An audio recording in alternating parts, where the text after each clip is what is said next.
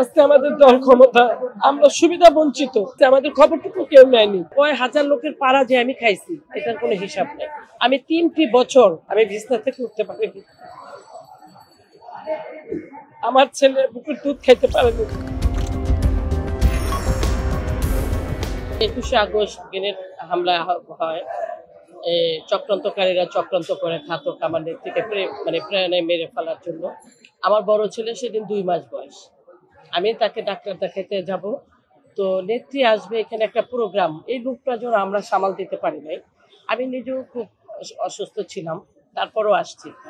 আসার পরে মনে করেন ট্রাকটা তো এইভাবে ছিল, আড়াআড়ি করে, হ্যাঁ আড়াআড়ি করেছিল। তো আমরা এই সাইডে দাঁড়ানো ছিলাম, তো আমাদের এক নেতা আছেন লুৎফর ভাই, উনি আবার বললো যে পান খাবে। এই পান খাবে বলে ওনার কাছ থেকে 100 টাকা নিছে। সবাই ওনাকে খুব কৃপণ বলে, ক্রিপটা আর কি। 100 টাকা দেওয়া মানে তখন খুব খুব খুশি হয়ে মোহাম্মদ আলী নানা ছিল আমাদের, সে আমাদেরকে টেনে বের করছে, মানে আমরা বাঁচবো হয়তো এই জন্যই আমাদেরকে টেনে বের করছে।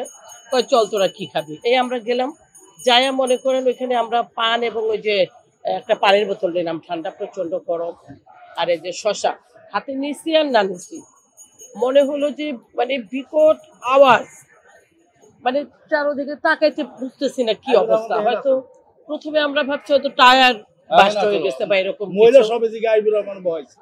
তারপরে কি যে অবস্থা এটা ভাষায় বলা যাবে না। আমি যে মনে করেন কাঁচা শরীর আমার,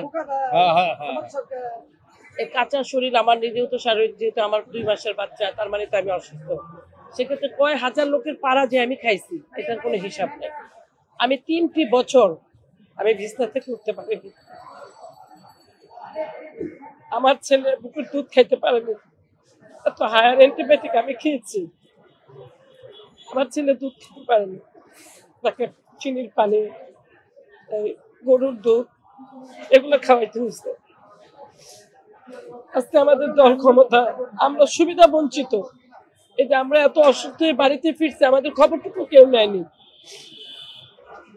আমরা যে অসুস্থ হয়ে কিভাবে বাড়ি ফিরছি তার কোনো বলতেই পারবো না। যখন এখান থেকে দৌড়াদৌড়ি সব করতেছে, আমরা ওদিক দৌড় দিচ্ছি, দেওয়ার পরে আমাদের এই হল মার্কেটটা যে ওখানে শাহাদাত ভাই নাম, আমি জানি না উনি বেঁচে আছে কিনা, ওনার তখন সেলাই মেশিনের দোকান ছিল, আমাদেরকে প্রায় আপনার 20-25 জন লোক, সে ওই শাটার ফলে আমাদেরকে ভিতরে ঢুকে নিচ্ছে। ততক্ষণে তো শরীর দিয়ে রক্ত বায়া পড়তেছে, ওগুলার দিকে আর হুঁশ নাই। একটা সময় নাকি আমি জ্ঞানও হারাইছি, আমার সেটাও মনে নেই, আমি বলতে পারবো না, তারা বলছে আর কি। তারপরে এখন তো টেলিফোন সবার হাতে হাতে, তখন তো ওই রকমের অবস্থা ছিল না। এই খবর মনে করেন আকাশে বাতাসে ছড়ায় গেছে না। আমার বড় দুলাভাই, উনিও আওয়ামী লীগের খুব ত্যাগী কর্মী ছিল এবং মুক্তিযোদ্ধা ছিল, ওনারা এসে খোঁজাখুঁজি করতেছে, এসে আমাকে পায় না, না পাওয়ার পরে 3 ঘন্টা পরে আমাকে তারা পায়। 3 ঘন্টা পরে যখন এই পানি টানি খেয়ে একটু সুস্থ হয়ে, তখন আমাকে রিক্সা করে বাড়িতে নিয়ে গেছে। সেই দুর্বিষহ জীবন আমরা কাটিয়েছি।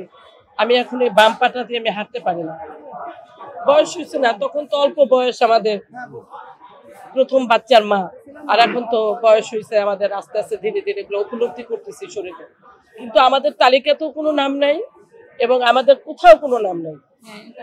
আমি 90-এর পরের থেকে এরশাদের গণ, সেটা আমি দেখছি, অংশগ্রহণ করছি, অথচ আমরা দলে নাই, কোথাও ভালো কোনো পদ নাই আমাদের, আমরা খুবই অবহেলিত।